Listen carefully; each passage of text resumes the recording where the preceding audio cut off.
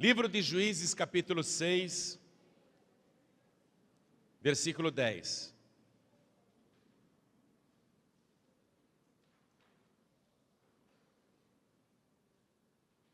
Tem alguém ao teu lado sem a palavra de Deus?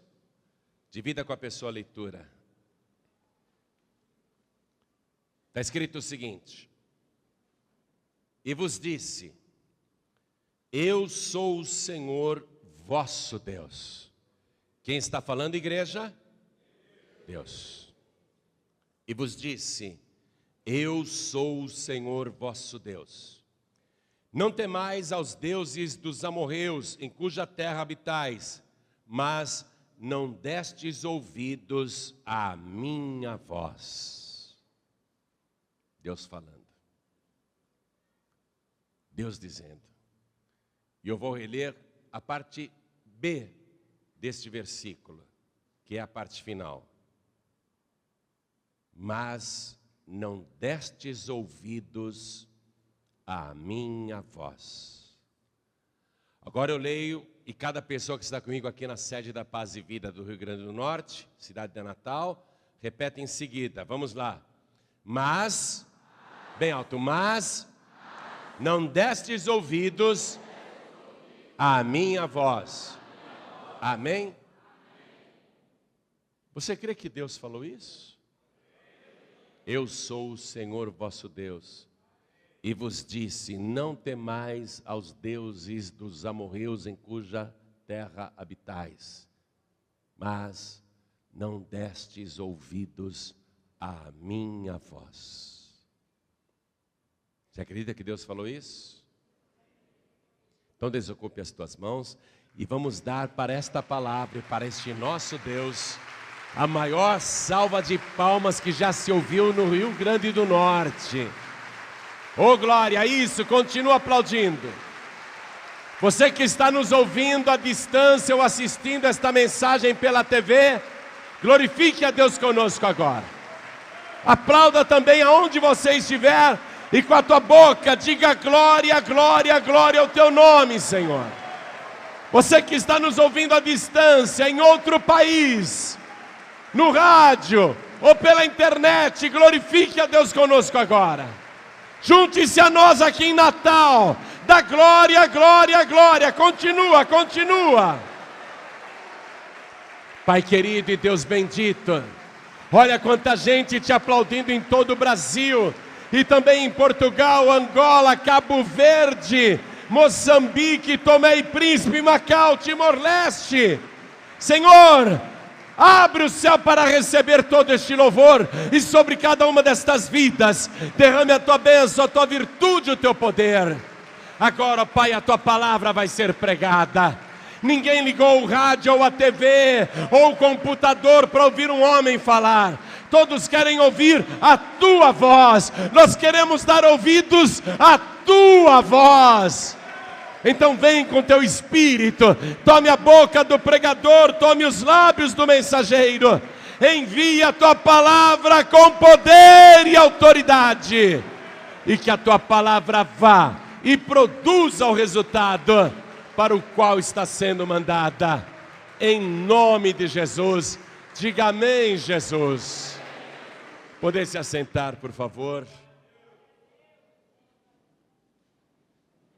Na época em que Deus disse estas palavras, o povo estava totalmente dividido na sua fé. Porque eles acabaram entrando naquela ideia tosca do ecumenismo. Ecumenismo deve ser entre denominações que professam a mesma fé, isso sim. Comunhão com outras denominações que professam a mesma fé e cuidam disso. Agora, ecumenismo com paganismo não dá.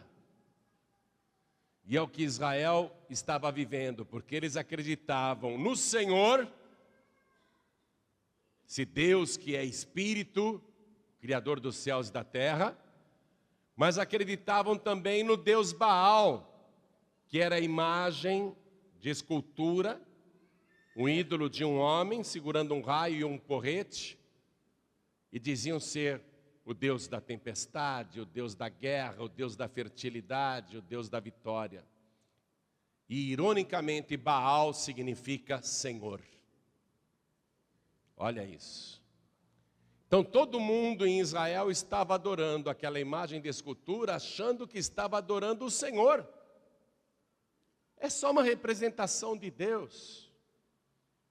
Só que Deus não pode ser representado por imagens, Ele proibiu isso, e é uma blasfêmia tentar pegar a grandeza de Deus e reduzir a um monte de barro ou madeira, a um boneco sem vida, e ficar clamando a uma imagem que não pode ver, que não pode ouvir, que não pode sentir nada, que não consegue nem andar sozinha, precisa ser carregada.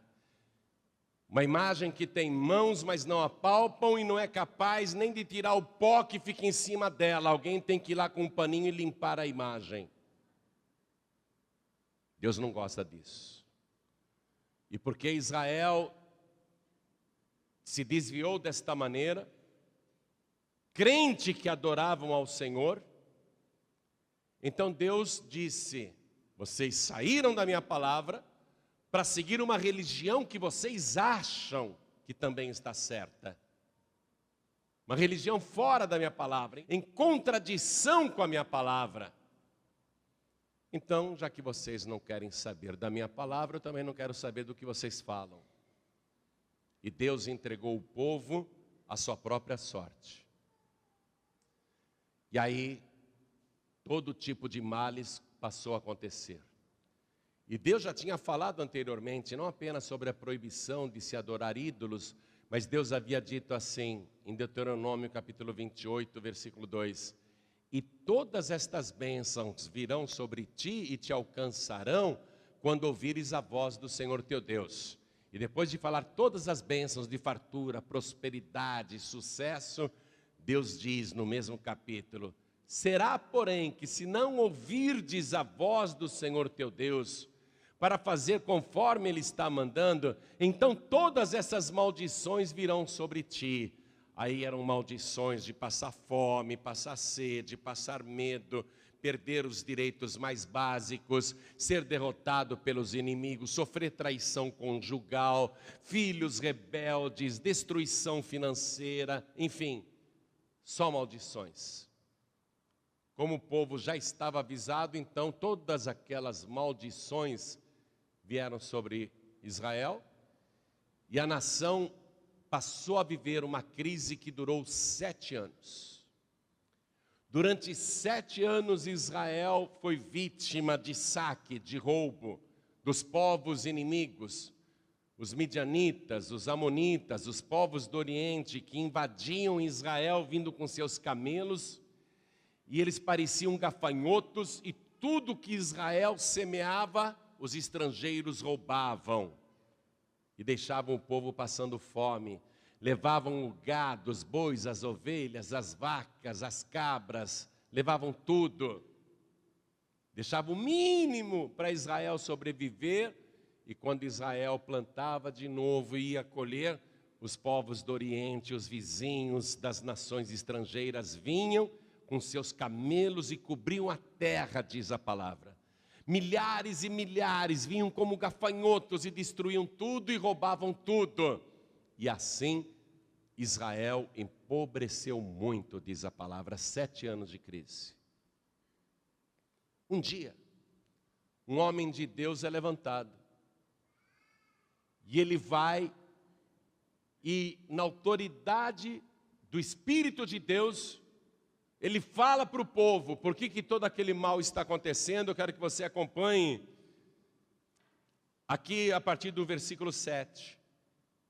E sucedeu que, clamando os filhos de Israel ao Senhor por causa dos midianitas, enviou o Senhor um profeta aos filhos de Israel que lhes disse: assim diz o Senhor Deus de Israel, do Egito eu vos fiz subir e vos tirei da casa da servidão e vos livrei da mão dos egípcios e da mão de todos quantos vos oprimiam, e os expeli de diante de vós, e a vós dei a sua terra, e vos disse: eu sou o Senhor vosso Deus. Não temais aos deuses dos amorreus em cuja terra habitais, mas não destes ouvidos à minha voz. O profeta veio e falou em nome do Senhor. Já pensou? Um profeta reunir o povo e dizer assim: Deus está falando agora, assim diz o Senhor, e dá essa reprimenda.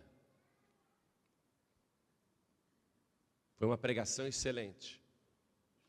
Foi uma palavra vinda do próprio Deus. Foi uma palavra de poder, foi uma palavra de autoridade. Mas lamentavelmente não mudou nada. Porque o povo não dava mais ouvidos à voz de Deus. Lamentavelmente não mudou nada. Uma pregação super bíblica, um profeta de Deus, o próprio Deus usando a boca do profeta para falar. E olha, preste atenção, o próprio Deus pregando. Está entendendo isso? O próprio Deus pregando para o povo, usando a boca do profeta só como instrumento. E não adiantou absolutamente nada. Não adiantou nada. Uma pregação poderosa, feita pelo próprio Deus, e não adiantou nada. Ninguém se converteu. Quero que você anote isso. Continuou todo mundo adorando Baal, achando que adorava o Senhor. Continuou todo mundo na sua idolatria, na sua fé corrompida. Continuou todo mundo igual. Não mudou nada com relação aos midianitas, aos povos do Oriente que invadiam a terra e roubavam tudo. Não mudou nada. E não acabou com a crise. Atenção, a pregação do próprio Deus não converteu ninguém, não acabou com a crise e não derrotou os inimigos. E a crise se aprofundando. Preste atenção, nós estamos vivendo uma crise grande e sempre vamos viver crises. Por toda a nossa vida passaremos por crises. Preste atenção nesta palavra. Deus fala o que você tem que fazer para a sua vida superar todas as crises que aparecerem. É aquela mesma palavra. Buscar ao Senhor com todo o seu coração, com toda a sua alma, com todo o seu entendimento, com todas as suas forças, e dar ouvidos à voz do Senhor teu Deus, obedecendo a sua palavra. E aí todas as bênçãos virão sobre ti. Coisa simples. Se a pessoa fizer isso, todas as bênçãos virão sobre ela. As crises continuarão existindo.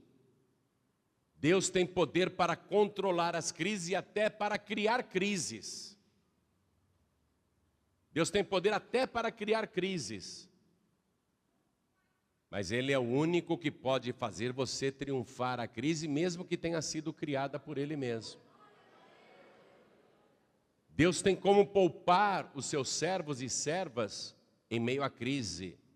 Amém? O mundo está em crise e é necessário que o mundo se aprofunde na crise. Não pense você que o mundo ficará melhor. O mundo ficará cada vez pior. Você está vendo o que está acontecendo em toda a terra. Não vou nem enumerar aqui, porque é só você ligar o rádio e a TV, pronto, você já está sabendo de tudo. De tudo. Não vou enumerar as crises que o mundo está passando e o nosso país também. As crises sempre existirão. E Jesus disse: é necessário que tudo isso aconteça. É necessário. Então as crises vão se agravar, prestem atenção nisso. É necessário que tudo isso aconteça. Mas Deus tem poder para livrar você da crise. Se você o buscar com todo o seu coração, se você der ouvidos à voz do Senhor teu Deus, se você se apegar com Deus. O próprio Deus foi lá e pregou, não adiantou nada, minha gente. Vocês estão aqui ouvindo um pregador, você pode até me menosprezar, mas eu sei que Deus está falando através da minha boca. Eu sei que Deus está usando os meus lábios para te orientar. para profetizar a teu respeito, para dizer coisas a teu respeito e para te ensinar o que você deve fazer. Eu sei que Deus usa a minha boca. Você pode até me desprezar, mas Deus usa a minha boca para falar com você. E aí você tem que ouvir a voz de Deus e obedecer. Porque é maravilhoso você ouvir o próprio Deus pregando, mas aqui está o exemplo claro de que a pregação de Deus não converteu ninguém, não expulsou os inimigos e não acabou com a crise. E tinha um homem nessa época, em Israel, que ele era o mais pobre do país inteiro, o mais pobre.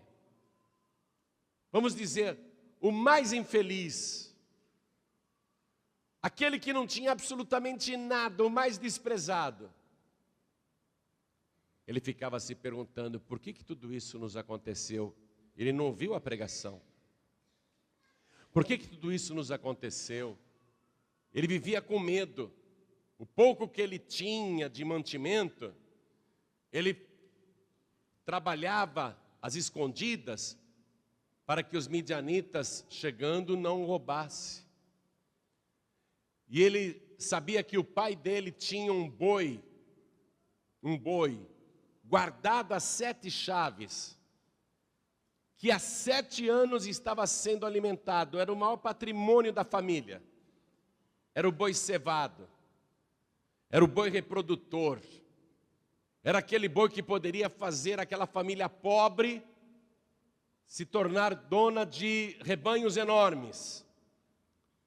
E muitos dos alimentos que Gideão estava ali preparando às escondidas, era para o boi comer.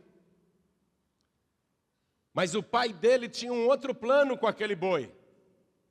Lá no alto daquele monte eu fiz um altar para Baal, está lá o ídolo Baal, eu sou devoto de Baal. Eu vou pegar esse boi e vou sacrificar para Baal, para acabar com essa crise. Esse era o plano do pai do Gideão, porque o pai de Gideão que tinha montado aquele altar no alto do monte e que tinha colocado aquele ídolo Baal ali e que estava guardando o boi há 7 anos, não para reprodução, mas para sacrificar a um falso Deus. Gideão está ali, o mais pobre da família, mais pobre de Israel, em plena crise. E olha que coisa interessante. Em época de crise, quando Deus escolhe pessoas para livrar, Ele não chega dizendo para a pessoa coisas ruins. Quando Deus fala com você em meio à crise, pode estar o pior cenário possível à sua volta. Ele vai chegar com informações para levantar o teu ânimo e a tua fé. Não é isso que nós estamos fazendo aqui? Dizendo que você vai triunfar, dizendo que você vai vencer, que você vai conquistar, que você vai ter vitória. Não é isso que nós estamos fazendo? Você pode até pensar, poxa, esse pastor aí é um delirante, coitado. Ele está fantasiando muito, a coisa está feia. Será que ele não sabe que a coisa está feia? Não, não é, que eu sou pregador do Evangelho. E eu sei que quando Deus escolhe pessoas, Ele chama essas pessoas para dizer coisas boas. E quando Deus fala coisas boas, elas acontecem. Mesmo que a pessoa, a princípio, não tome posse. Deus apareceu ali para esse moço e Deus apareceu disfarçado de viajante. Como é que é isso, pastor João Ribe? Deus faz isso o tempo todo. Deus faz isso o tempo todo, chama-se teofania. Às vezes Deus pode aparecer para você disfarçado de criança. Ele pode aparecer no teu caminho como se fosse um mendigo pedindo uma esmola. Ele pode aparecer para você como um estranho, uma estranha, pedindo uma informação, ou pedindo um favor, ou pedindo uma ajuda. Deus faz isso o tempo todo. Chama-se teofania, esse é o termo teológico. Quando Deus assume uma forma humana para andar entre os homens. Deus faz isso, sabia? E Deus fez isso aqui, na época de Gideão. Gideão estava lá malhando trigo no lagar, um lugar inadequado, trabalhando com ferramentas inadequadas. E aí ele olha do lado, tem um homem sentado numa pedra. Ele pensa que é um viajante, ele leva um susto, mas ele viu que não era midianita, não era estrangeiro, né? E esse estranho, que é Deus, e Gideão não sabe que é Deus, diz assim para ele, acompanhe comigo, versículo 12. Então o anjo do Senhor lhe apareceu e lhe disse, o Senhor é contigo, varão valoroso. O Senhor é contigo, olha para mim. O Senhor é contigo. Gideão todo desanimado, se Deus é comigo e conosco, por que aconteceu tudo isso com a gente? Ele não sabe por quê, né? Aí Deus fala assim para ele, versículo 14. Vai nesta tua força e livrarás a Israel da mão dos midianitas, porventura não te enviei eu? Olha aqui, olha aqui, Deus está falando que Ele está te enviando para livrar a tua família das mãos de Satanás. E que Ele está te enviando para isso. Ele está falando, não te enviei eu? Deus está falando contigo. Gideão não sabia que era Deus. Achou que era um viajante. Senhor meu, aí ele fala quem ele é, né? Vê o versículo 15. Como que eu livrarei a Israel? Eis que a minha família é a mais pobre em Manassés e eu o menor na casa do meu pai. Ele tinha muitos irmãos. Todos os irmãos tinham mais do que ele. Ele era o mais pobre dos irmãos. E a família dele era a menor, a mais pobre de Manassés. A mais pobre do país. Olha para mim. Você é pobre? Você se sente pequenininho? Se acha sem forças? Olha para mim. Você pode ser a pessoa mais pobre deste país. Você pode ser a pessoa mais despreparada deste país. Mas porque Deus está contigo, você vai vencer todos os desafios. E de menor você vai se tornar o maior da tua casa. De menos importante para o mais importante. Tome posse da palavra. Porque Deus é contigo.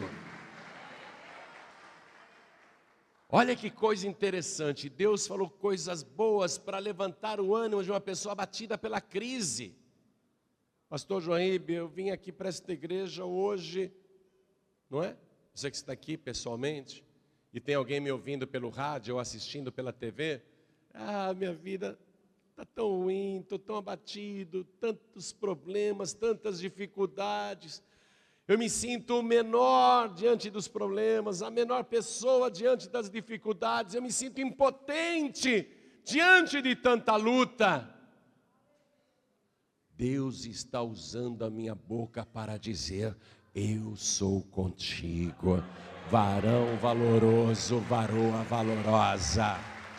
Eu sou contigo para te livrar, para te guardar, para te dar vitória. O menor, quando está com Deus, se torna o maior. Quem é que não sabe disso? O mais fraco, quando está com Deus, se torna o mais forte. Quem é que não sabe disso?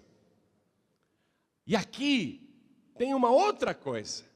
Não é Gideão que está falando, eu estou com Deus. É Deus que está falando, eu estou contigo. Você estava fraquinho ou fraquinha quando chegou aqui?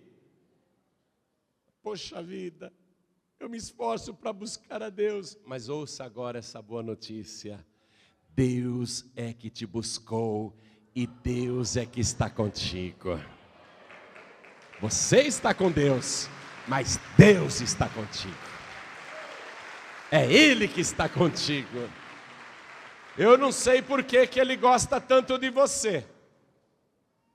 Também não sei por que Ele gosta tanto de mim. Mas Ele viu algo em você. Ele viu algo em você como Ele viu em Gideão.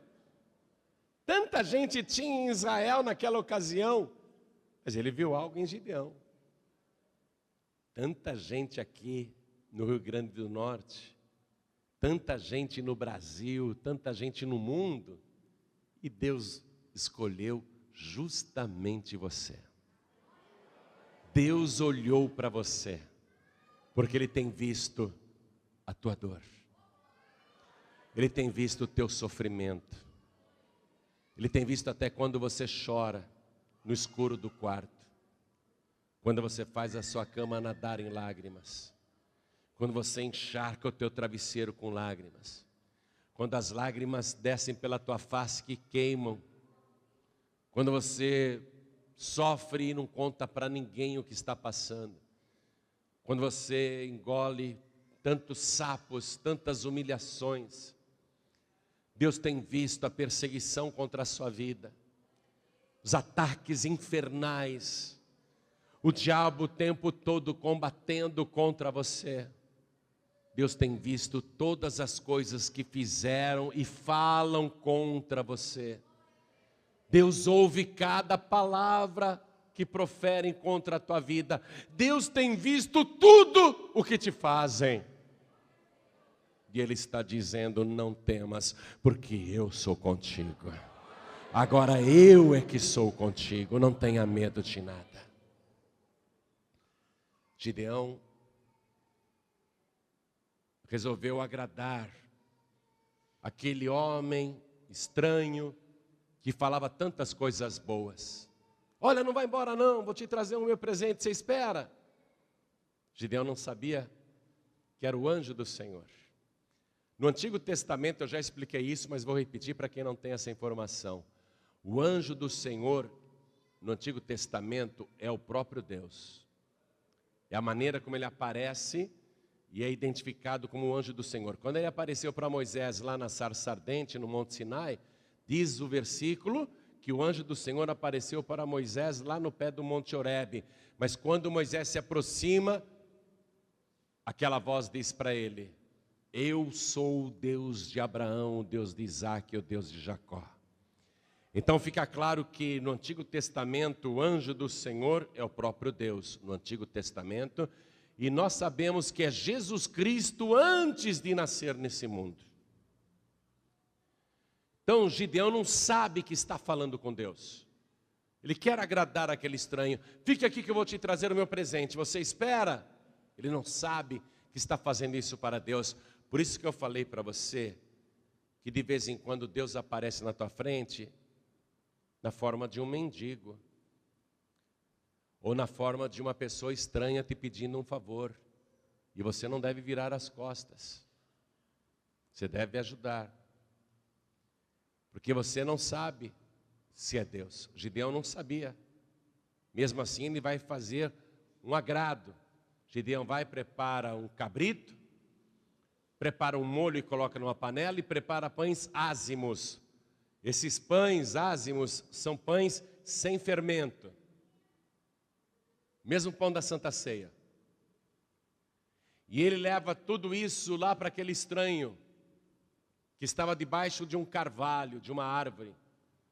Aí o estranho diz para ele, coloca tudo isso sobre essa pedra, sobre esta penha. Faz assim, coloque a carne, os pães do lado, e pegue esse molho vermelho, e derrame sobre a carne e sobre o pão. E quando Gideão fez isso, o Senhor pegou o cajado e tocou naquilo que Gideão havia oferecido sobre a rocha. E a rocha pegou fogo, a carne pegou fogo, o pão pegou fogo, tudo se consumiu e o Senhor desapareceu. Gideão ficou apavorado, foi aí que ele entendeu que havia recebido a visita do Senhor. E ele achou que iria morrer, porque dizia-se, quem vê o Senhor morre, não pode. E ele começa a chorar, ai de mim, ai de mim. E aí Deus fala para ele, não temas, não morrerás. Quando Deus fala com a pessoa, o pecador pensa que vai morrer. Mas Deus não fala com você para te matar. Agora mesmo Ele está falando com você para te salvar. Para te dar vida de verdade. Para te abençoar, para te dar esperança, para te dar livramento, para te dar vitória. Agora mesmo Ele está falando com você. E talvez você diga que é indigno, indigna, mas Deus escolheu você. E não é por nosso merecimento, é por graça, é por favor. Veja, por que o anjo do Senhor, o próprio Deus no caso, se agradou tanto do presente de Gideão? Porque aquilo representava algo muito forte. Quando Gideão trouxe a carne, e trouxe o pão, e trouxe o caldo, tudo aquilo para Deus era símbolo de uma coisa futura. Por isso que Ele mandou: coloque em cima desta pedra, desta rocha. Eu me atrevo a imaginar que a rocha tinha até o formato de uma caveira. Eu me atrevo a imaginar isso. Porque todos os elementos estão ali para nos lembrar o sacrifício do Cordeiro de Deus no Monte Calvário. O sacrifício de Jesus que derramou todo o seu sangue puro e carmesim sobre aquela rocha em Israel. Eu acredito nisso. Por isso que Deus se agradou tanto do presente de Gideão. E aquele presente abriu para Gideão uma nova comunhão com Deus. Preste atenção. Uma nova comunhão com Deus. Porque Deus volta a falar com ele imediatamente. Não apenas dizendo que ele não morrerá, para ele ficar em paz. Mas naquela noite Deus fala com Gideão. Acredito eu que em sonhos. Acompanhe comigo aqui no versículo 25. E aconteceu naquela mesma noite que o Senhor lhe disse, naquela mesma noite que o Senhor lhe disse: toma o boi de teu pai, a saber, o segundo boi de 7 anos, e derriba o altar de Baal, que é de teu pai. Eu não te falei que era o pai de Gideão que tinha construído aquele altar em cima do monte? Eu não te falei que o pai de Gideão era devoto de Baal? O altar de Baal era do pai de Gideão. Deus está falando: Gideão, preste atenção, pega o boi de teu pai, a saber, o segundo boi de 7 anos, e derriba o altar de Baal, que é de teu pai. Teu pai tem fé naquele Baal, derriba. E corta o bosque que está ao pé dele. O bosque era para fazer oferendas, acender velas, essas coisas. E edifica ao Senhor teu Deus um altar no cume deste lugar forte. Ali era uma fortaleza de Satanás. Num lugar conveniente, um altar novo. Deus está falando: faz um altar novo, Gideão. Um altar novo, naquele lugar forte. E toma o segundo boi, e oferecerás em holocausto com a lenha que cortares do bosque. Deus falou isso e ficou quieto, minha gente. Gideão falou: estou ficando louco. Mas é real. Deus apareceu para mim ali debaixo do carvalho. Depois ele recebeu o meu presente e desapareceu. Depois ele disse que eu não iria morrer. E agora ele fala comigo em sonho e me manda fazer uma coisa que está além das minhas forças. Deus sabe muito bem que este boi não é meu, é do meu pai. É um bem de família. Deus sabe muito bem que o altar de Baal não é meu, não fui eu que fiz, foi o meu pai. Que o meu pai que é devoto de Baal. E Deus quer que eu faça uma coisa que está fora do meu alcance. Aí Deus ficou quieto, não falou mais nada. Esse é o drama, amados, do sacrifício que Deus manda a pessoa fazer. Porque Deus fala e fica quieto. Deus não disse: Gideão, depois que você fizer isso que eu mandei, pegar o segundo boi do teu pai, oferecer em holocausto num altar novo para mim, depois você destruir o altar de Baal, Gideão, eu vou converter o teu pai, eu vou converter os teus irmãos, eu vou converter a nação inteira, eu vou fazer você valer por 1000 homens para lutar contra os midianitas. Gideão, eu vou fazer você se tornar o mais importante do país. Eu vou te dar vitória em tudo, Gideão. Deus não falou nada disso. Deus só mandou ele fazer um holocausto que estava fora das suas forças. Preste atenção. É isso que vai, primeiro, derrotar os inimigos e exterminar aquela crise econômica que já durava 7 anos, e fazer o menor e mais pobre de Israel se tornar o maior e o mais rico, e se tornar líder espiritual e sacerdote do povo, e ser um homem vitorioso. É aquele sacrifício. Preste atenção. Agora, isso é chocante o que você vai ouvir. É chocante. O próprio Deus pregou para o povo e ninguém se converteu. O próprio Deus pregou para o povo usando o profeta e os inimigos não foram derrotados, ninguém teve ânimo.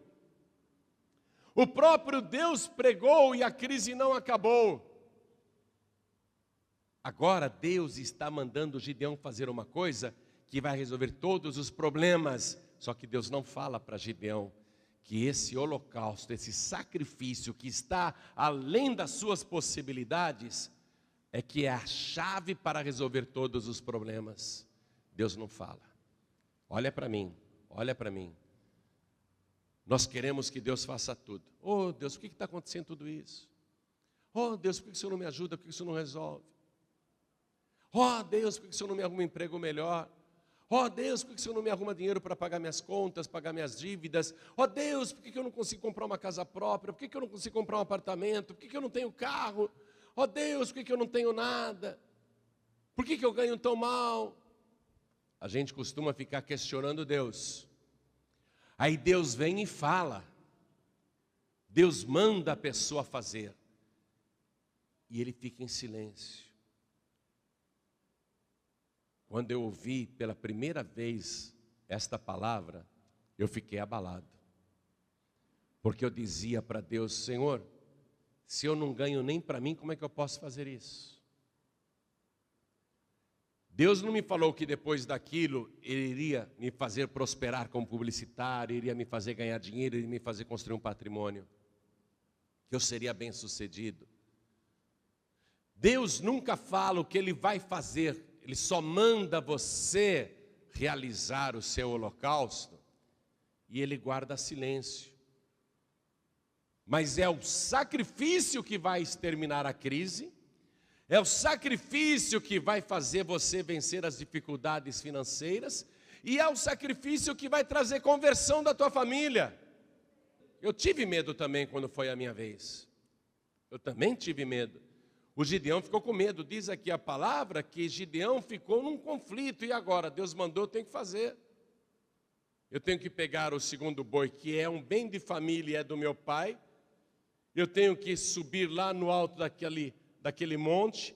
Eu tenho que destruir o altar de Baal. Eu tenho que cortar o bosque onde eles fazem feitiçaria. E com a lenha cortada do bosque, eu vou ter que queimar o sacrifício para Deus, o segundo boi.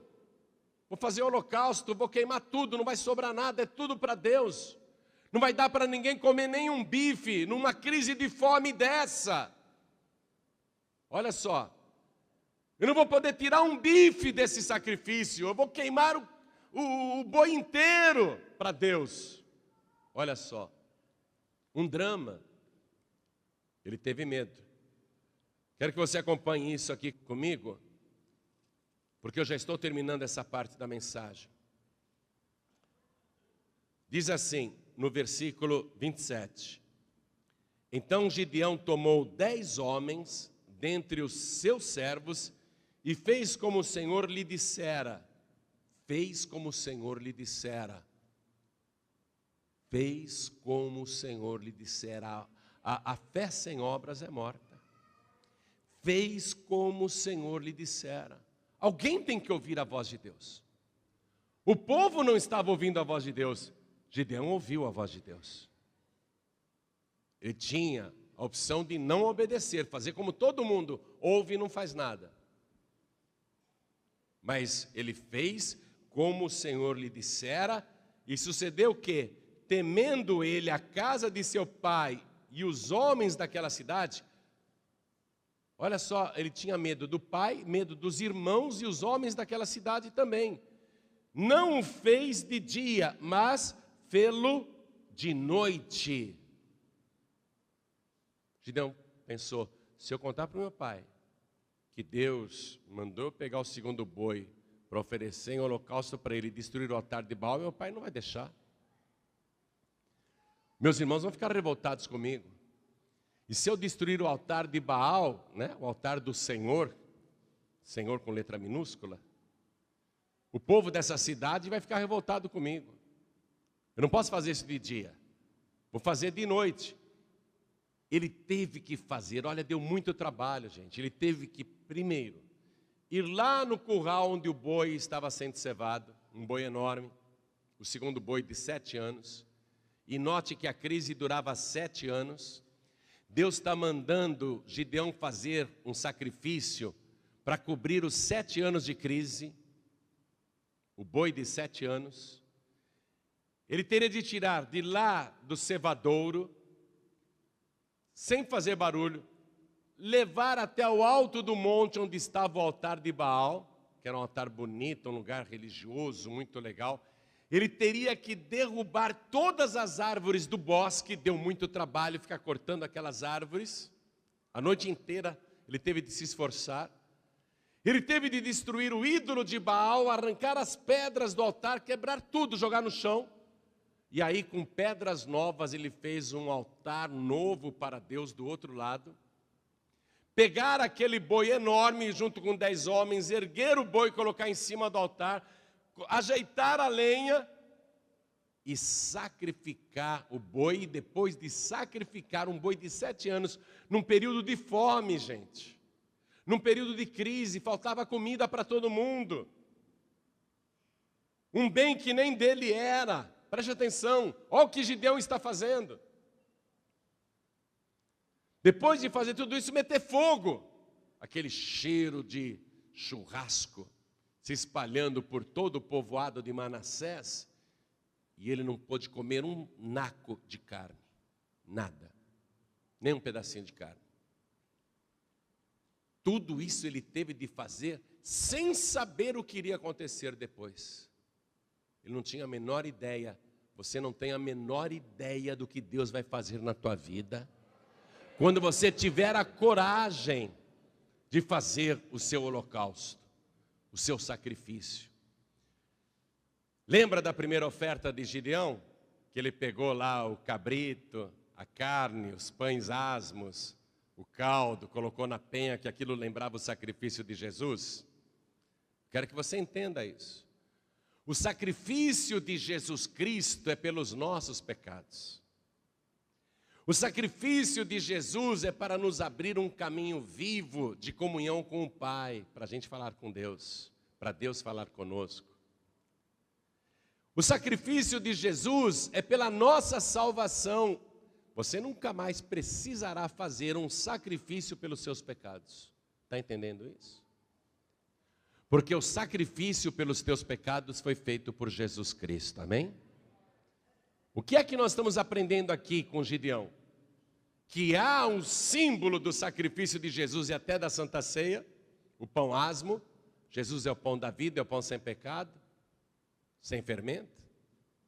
Há a figura do sacrifício de Jesus, mas há depois em seguida a figura do sacrifício pessoal, para a pessoa ser abençoada e ter vitória. Quem está entendendo, diga amém.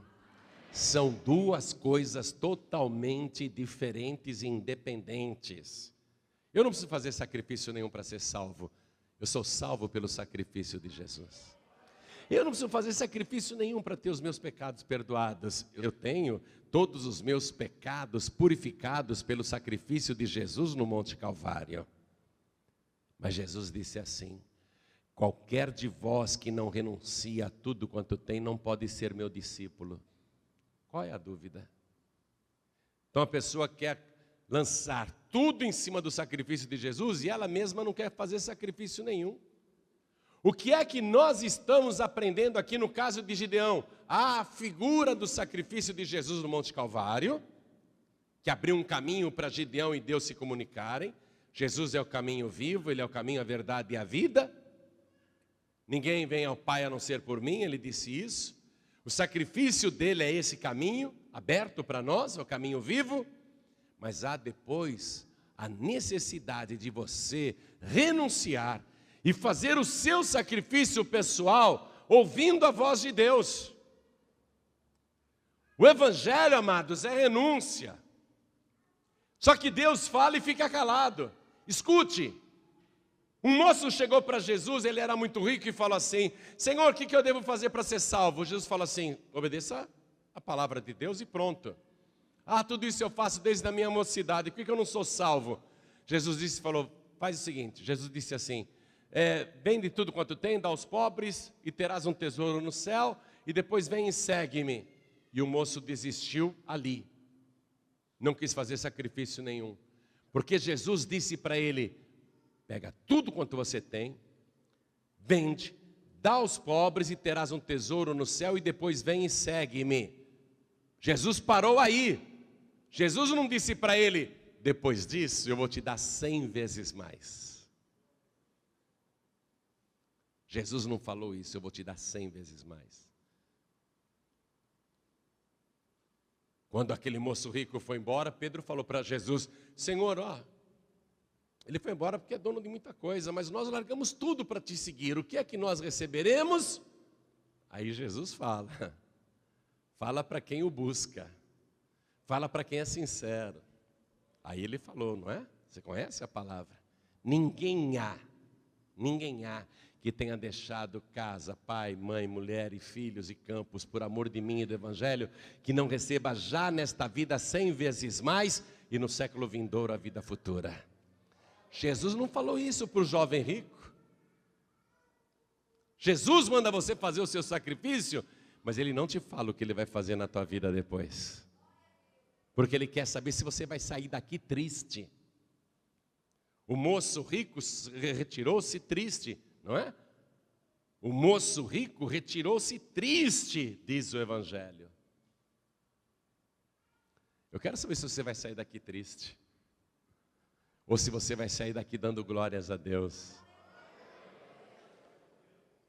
Deus não falou para Gideão o que ele ia fazer.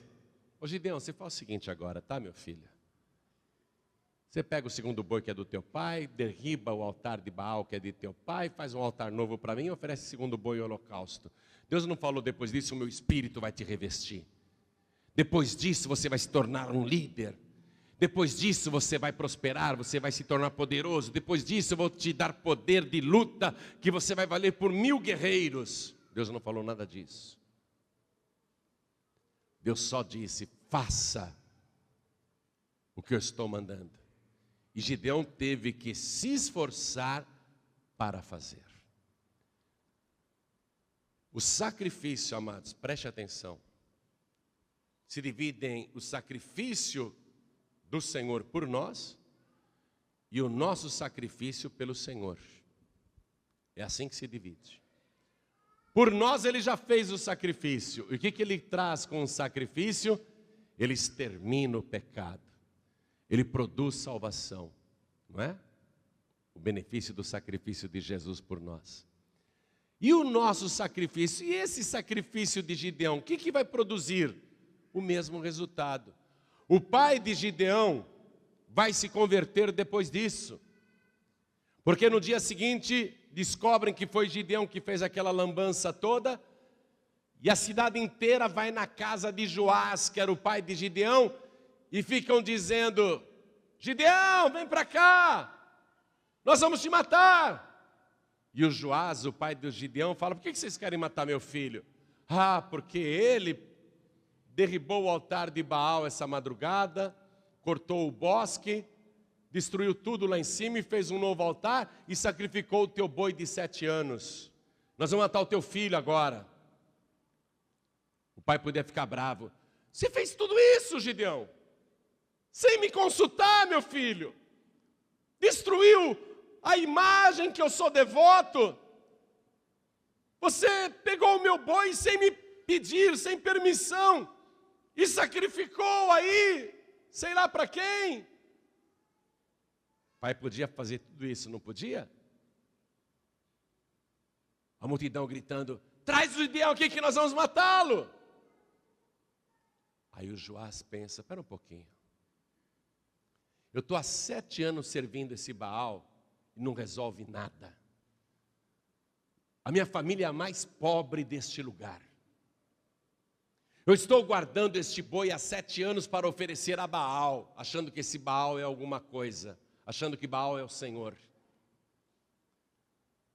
O meu filho foi lá, destruiu tudo e pegou o meu boi e ofereceu para o Senhor, o Deus invisível, Criador dos céus e da terra.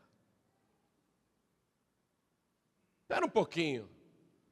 Se Baal é Deus, por que ele deixou o meu filho destruir o seu altar? Por que ele não lançou um raio em cima do meu filho e matou meu filho?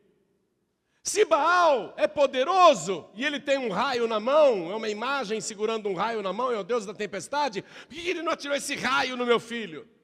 Espera um pouquinho, esse Baal não é Deus coisa nenhuma. Aí Joás diz para o povo: qualquer que matar o meu filho ou tentar matá-lo morrerá antes. Se Baal é o Senhor, se Baal é Deus, então ele que se defenda sozinho, ele que mate o meu filho, mas qualquer aqui que tentar matar o meu filho morrerá pela minha mão. Foi naquela hora que Joás compreendeu que Baal não era Deus coisa nenhuma. Você está entendendo?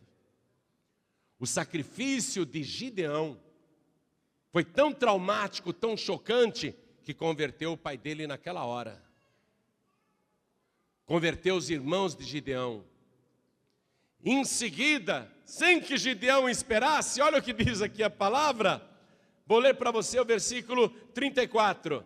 Então o Espírito do Senhor revestiu a Gideão, o qual tocou a buzina, e os abiesritas se ajuntaram após ele. Ou seja, Gideão era um cara que ninguém ouvia, ninguém seguia, porque ele não era nada, não era ninguém.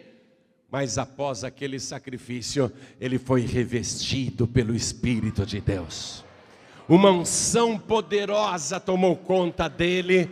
Aí Gideão tocou a buzina e todo Israel veio atrás dele. Todo Israel. O sacrifício de Gideão converteu a nação. Amém? E eu vou parar a mensagem aqui. Se você quiser ouvir o restante desta mensagem, venha hoje à noite que eu estarei aqui. Mas é até este ponto que eu queria te trazer. Quero que você reflita sobre isso. Nós pregamos a palavra dia e noite pelo rádio, pela televisão, pessoalmente, na igreja, na rua, em toda parte, o tempo todo. Você ouve a palavra, você quer que a sua família se converta. Muitas e muitas vezes você ouve a pregação e até chora porque Deus falou contigo. Você se emociona, Deus falou com você. Mas por incrível que pareça, mesmo com tanta pregação, a tua família ainda não se converteu. Tem muita gente da tua família que não quer nem saber de Deus, que nem gosta quando você liga o rádio ou a TV para ouvir a mensagem. Você já ouviu tanta pregação, e você já fez várias ofertas, inclusive, e nada aconteceu de impressionante. Tem recebido uma bençãozinha aqui, outra bençãozinha ali, mas a pregação e essas ofertas que você tem feito não resolveram a crise, não converteram ainda a sua família, não fez aquele estrago no reino de Baal, ainda não fez aquele estrago no reino de Baal. O que resolveu a crise no tempo de Gideão foi justamente isso. Porque Gideão, ele creu no poder da palavra de Deus E ele creu no que Deus estava falando, e ele foi e fez. Abraão creu no poder do sacrifício, quando Deus falou para ele: Abraão, pega o teu filho, o único que tu amas, e me oferece em holocausto na montanha que eu te mostrarei. E Abraão foi. Na hora do sacrifício, quem aparece? O Cordeiro de Deus. Diz a palavra, preso pelas pontas. Aquilo era uma figura de Jesus Cristo, e o Cordeiro foi oferecido em lugar de Isaque. Ali no monte Moriá, Deus pela primeira vez foi chamado de o Deus da provisão, o Deus que provê todas as coisas. Jesus, o Cordeiro de Deus, foi preso pelas pontas, pelas mãos, pelos pés. Quando Abraão olhou para trás e viu aquele cordeiro no monte Moriá para oferecer em holocausto no lugar do seu filho, ele estava preso ali no mato, num espinheiro, símbolo da coroa de Cristo, a coroa de espinhos.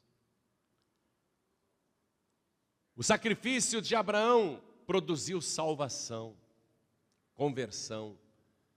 O sacrifício de Abraão fez Deus jurar. Deus falou assim: Abraão, eu juro por mim mesmo, porquanto tu fizeste esta ação e não me negaste o teu filho e teu único, que deveras te abençoarei e grandissimamente te multiplicarei, e multiplicarei a tua semente como as estrelas do céu e como os grãos de areia que estão na praia do mar. E a tua semente possuirá a porta dos seus inimigos, e em tua semente serão benditas todas as famílias da terra. Salvação. Abraão creu no poder do sacrifício. Isaque se submeteu ao sacrifício. Ou você acha que Isaque não poderia ter corrido? Poderia. Isaque se submeteu ao sacrifício, ele foi obediente. Quem aqui sabe quantos filhos Abraão teve? Quantos filhos Abraão teve? Quem sabe? 2. Um com Agar, o primeiro que era Ismael, e depois o Isaque com a Sara. Mas depois disso, depois que a Sara morreu, ele casou de novo. Quantos filhos ele teve? 6. Juntando tudo, quanto dá? 8. Abraão teve 8 filhos. Mas na hora de dar a herança, Abraão vai entregar tudo só para Isaque. E para os outros filhos, Abraão vai dar presentes. Veja isso, é chocante. Gênesis capítulo 25, versículo 5. É chocante isso, versículo 5 e o 6. Vou ler aqui para você. Porém, Abraão deu tudo o que tinha a Isaque, mas aos filhos das concubinas que Abraão tinha, deu Abraão presentes, e vivendo ele ainda, despediu-os do seu filho Isaque ao oriente, para a terra oriental. Poxa, pastor, Abraão foi injusto, né? Abraão foi injusto. Ele deu tudo que tinha só para o Isaque, e para os outros filhos Abraão deu presentes, e ainda mandou eles embora para o Oriente. Ele deu o país inteiro para uma só pessoa. Por que ele não dividiu o país inteiro pelos 8 filhos? Ele mandou os 7 filhos para fora de Israel, para o Oriente, e deu toda aquela terra só para Isaque, um país inteiro para Isaque. Abraão foi injusto. Você olhando pelo lado do Código Civil brasileiro pode parecer, mas se você olhar pela palavra de Deus, você vai ver que Abraão foi justo, e é assim que Deus trabalha. Porque todos aqueles filhos que ganharam presentes, nenhum deles jamais viveu a experiência do sacrifício. Isaque foi o único filho que subiu o monte Moriá e viveu a experiência do sacrifício. Ele foi o sacrifício vivo para Deus. Quando você se torna como Isaque, quando você vive a experiência do sacrifício, como Gideão fez, como Abraão fez, como Isaque fez, então você tem o direito de herança, você tem o direito de receber todas as coisas. Você pensa que Jesus Cristo recebeu de recompensa apenas as nossas almas salvas? Você pensa que Jesus Cristo, ao fazer o seu sacrifício, ao viver a experiência do sacrifício nele mesmo, você pensa que ele recebeu só as nossas almas? Vá comigo em Apocalipse capítulo 5, versículo 9. Eu vou terminar a mensagem, escute. Jesus, antes de nascer aqui, ele já era Deus e já tinha todo o poder no céu e na terra, e já tinha todas as riquezas, ele já era o dono de todas as coisas.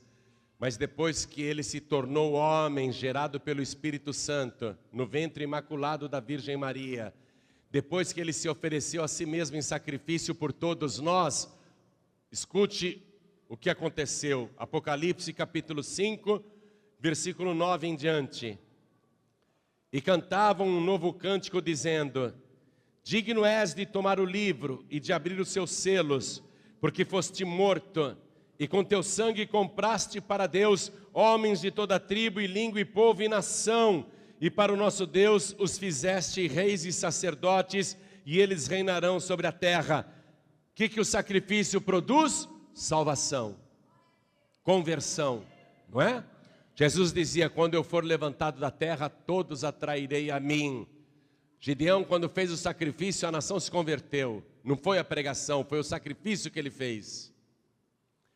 Foi o sacrifício de Jesus que atraiu todos nós.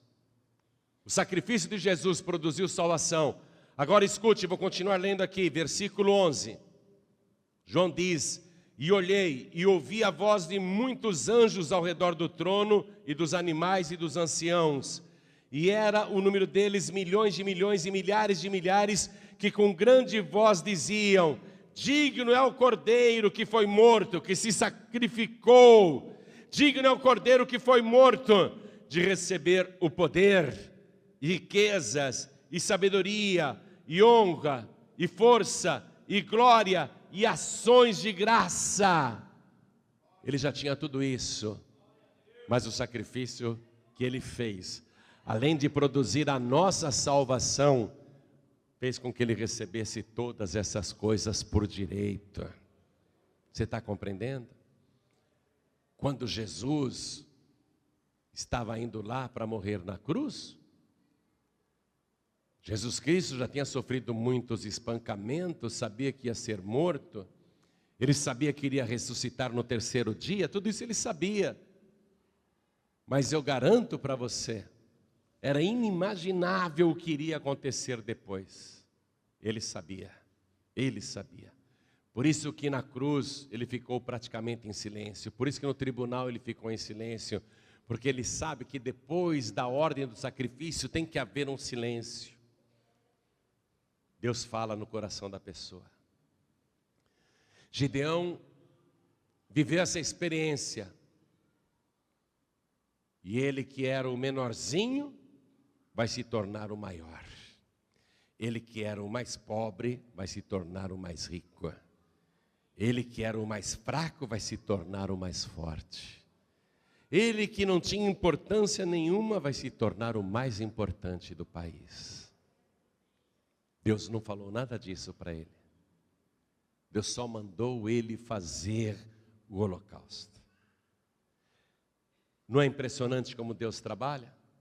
Por que Deus não falou assim para Gideão? Ô Gideão, naquela noite em que Deus apareceu para ele em sonho: Gideão, agora fica dando glória, glória, glória, que eu vou te fazer rico, poderoso e vitorioso, e vou acabar com a crise. Por que Deus não falou isso? Porque tem gente que só quer ficar dando glória, glória, glória. Ah, meu Deus, ah, meu Deus, ah, meu Deus. E não parte para a ação. Não parte para a ação. Olha aqui, o que eu leio? E Gideão fez como o Senhor lhe dissera. Vamos ficar todos de pé.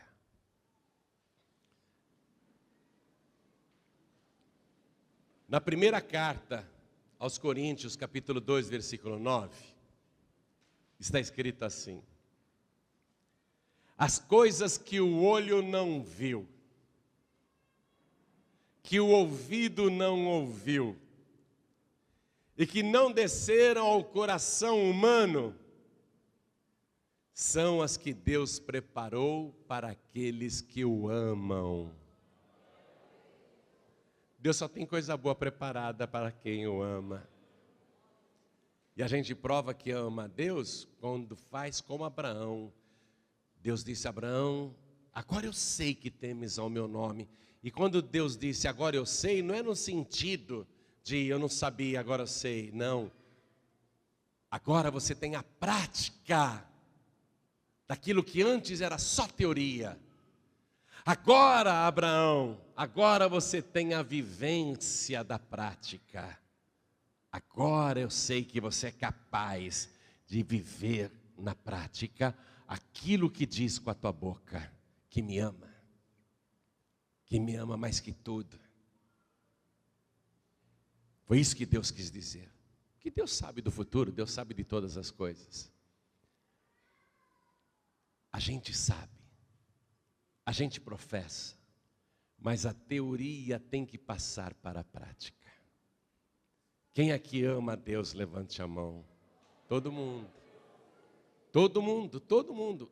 Eu vou agora no presídio e vou fazer essa pergunta, todo mundo vai levantar a mão.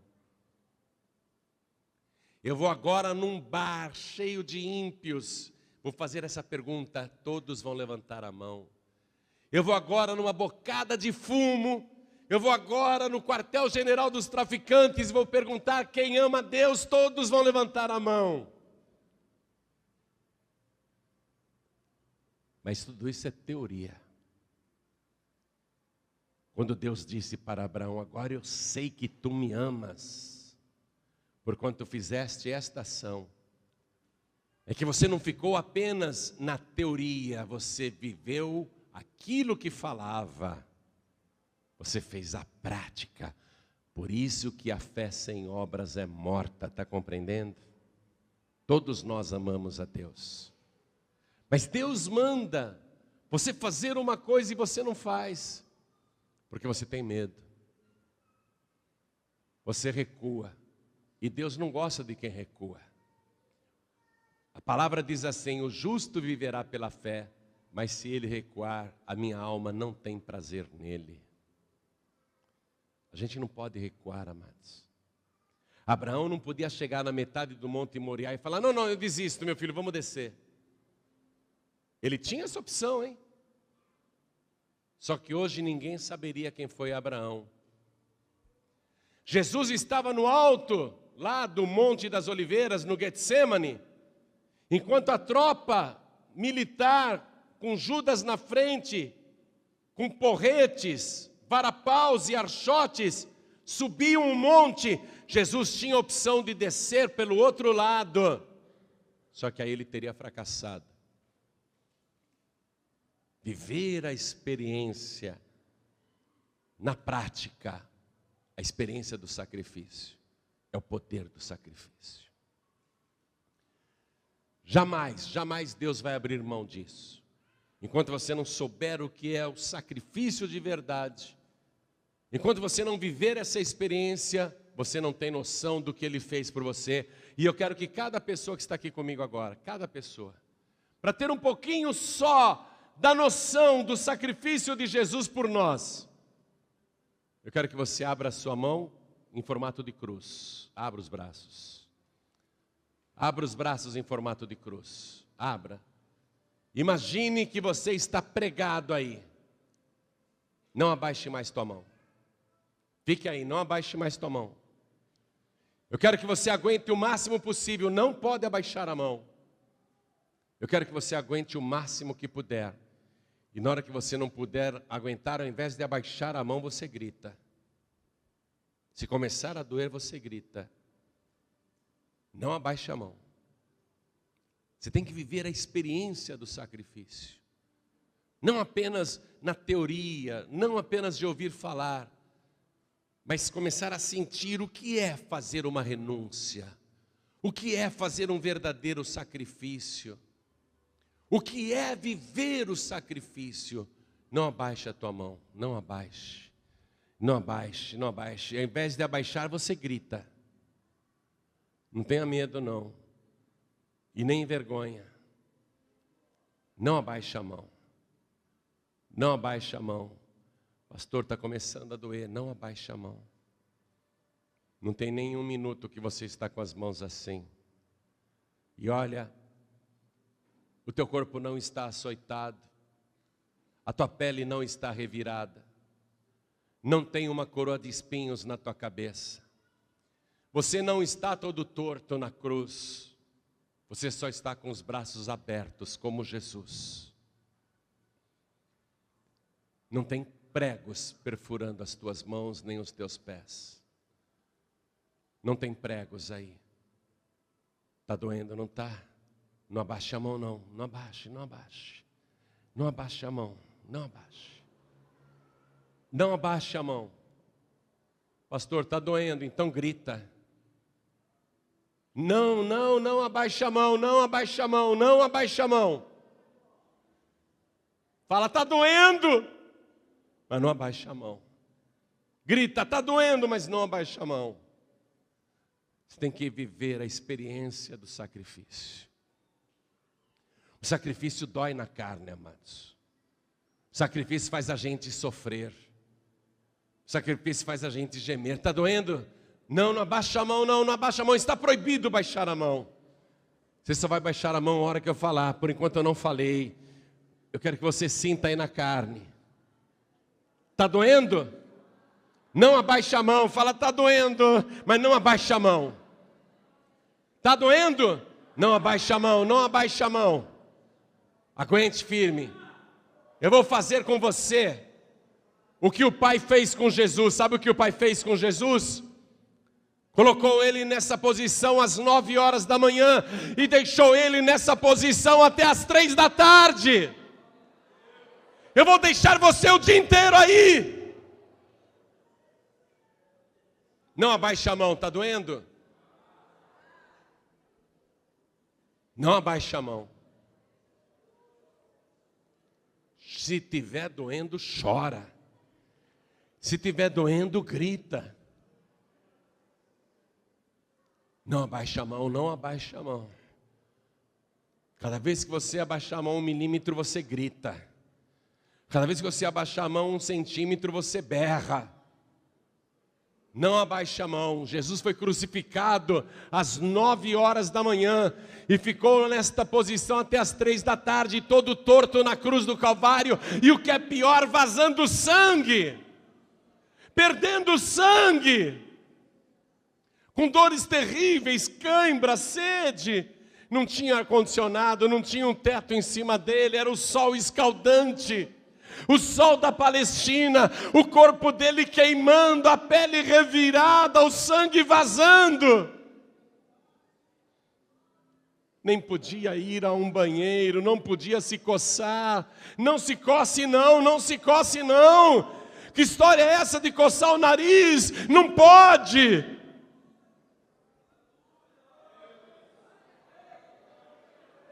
Está sentindo que é um sacrifício? Deus manda você fazer um sacrifício e você fica com mimimi, nhen, fica fazendo beicinho, cara feia, não tem coragem de fazer um sacrifício para Deus. O que você está tendo aí é uma leve amostra do sacrifício que Ele fez por você. Pastor, está doendo demais. Para, pastor, não vou parar não, você vai ficar aí até a hora que eu falar, até a hora que eu mandar. Não paro não paro, o Pai não parou, o Pai não parou. Está doendo? Então chora, então grita. Está doendo? Chora, grita.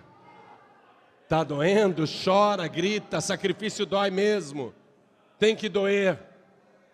Ele não te poupou de fazer isso, de fazer o sacrifício. Você não precisa fazer sacrifício pelo teu pecado, você não precisa fazer sacrifício pela tua salvação, você não precisa fazer sacrifício para ter a vida eterna, você não precisa fazer sacrifício para ir para o céu, porque este sacrifício Jesus Cristo fez por nós.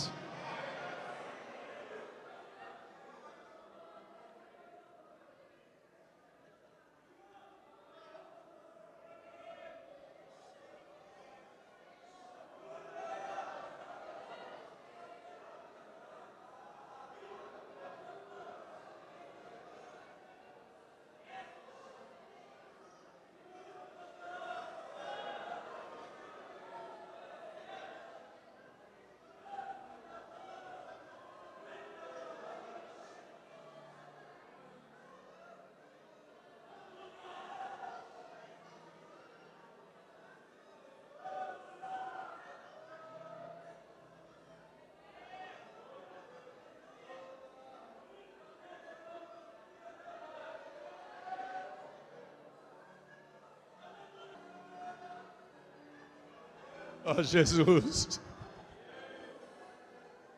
quanto que o Senhor sofreu por nós. Isso foge da nossa compreensão, foge do nosso entendimento. Nós não conseguimos alcançar, não conseguimos nem imaginar o quanto que o Senhor deve ter sentido de dores. Mas nós sabemos que não eram os cravos que doíam, nem a cruz, nem os açoites. O que doía em Ti eram os nossos pecados, as nossas iniquidades. E mesmo assim o Senhor nos amou. Por cada um de nós o Senhor foi em frente. O Senhor não desceu o Monte das Oliveiras pelo outro lado, mas o Senhor foi ao encontro dos algozes, para morrer inclusive pelos maus, por aqueles que te prendiam, te maltratavam. O Senhor poderia ter descido do Monte Calvário, mas o Senhor não desceu, pelo contrário. O Senhor se submeteu ao sacrifício. O Senhor fez isso por nós, por amor de cada um de nós. Hoje nós somos salvos pelo Teu sacrifício. Temos o nosso nome escrito no livro da vida pelo Teu sacrifício. Hoje nós podemos ter a certeza da vida eterna por causa do Teu sacrifício, que é suficiente e eterno. Este eterno sacrifício pela nossa remissão, pela nossa salvação. Hoje, Senhor, nós estamos aprendendo a Tua palavra e o Teu Espírito está sobre nós. Graças ao Teu sacrifício, o Teu Espírito foi enviado. Obrigado por nos fazer um dia reis e sacerdotes. Hoje já estamos reinando, sim, aqui neste mundo. Já temos o poder de reinar sobre a crise. Já temos o poder de reinar sobre o inferno, de dar ordem aos demônios e eles obedecerem. Já temos o poder de reinar sobre as doenças e elas saírem por nossa ordem. Hoje já temos o poder de reinar para que as coisas aconteçam do jeito que nós mandamos. O Senhor tem nos dado poder e autoridade sobre demônios, sobre doenças, sobre tormentos, e nós Te louvamos por isso. Obrigado por tão grande sacrifício. Obrigado por não ter recuado, obrigado por ter ido em frente. O Senhor é digno de receber toda a honra, todo o louvor, toda a glória, toda a riqueza, todo o poder. O Senhor é digno de que todo joelho se dobre diante de Ti e toda língua confesse que só o Senhor é Deus.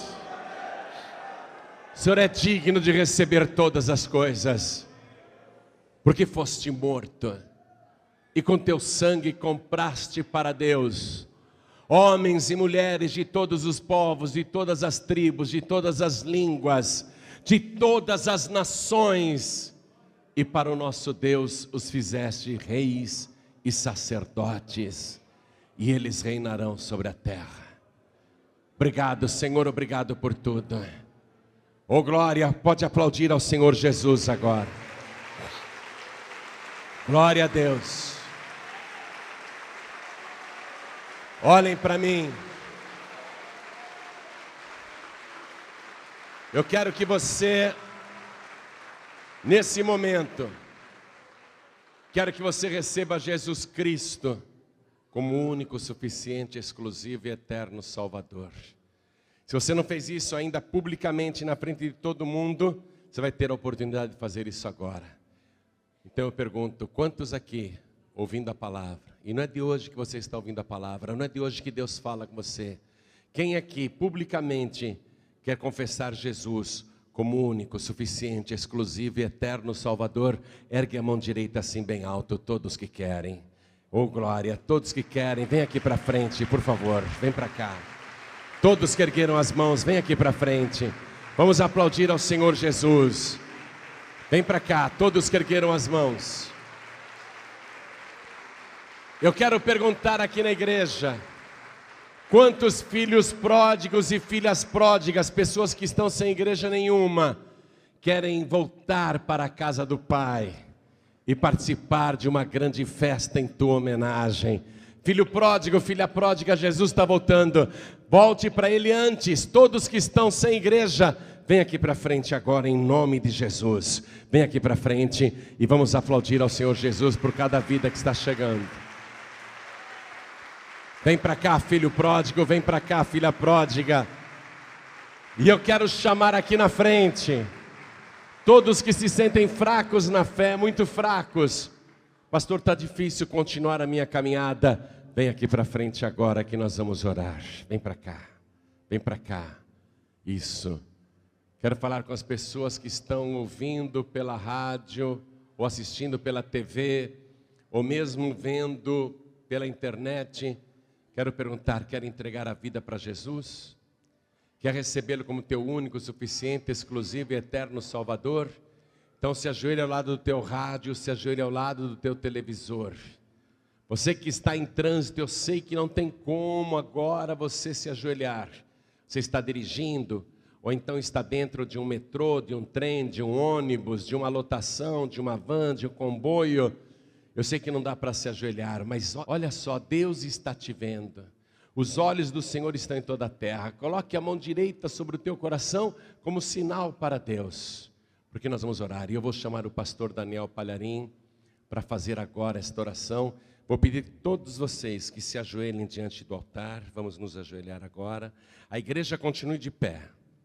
Coloque a mão direita sobre o teu coração e ore assim comigo.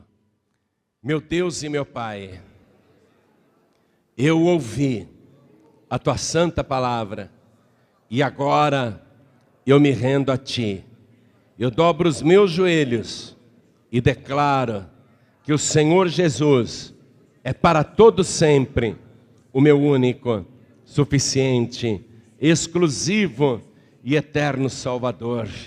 Perdoa, Senhor, os meus pecados e escreve o meu nome no livro da vida e me dê agora a alegria e a certeza da minha salvação por Jesus Cristo, o meu único Salvador, para todo sempre.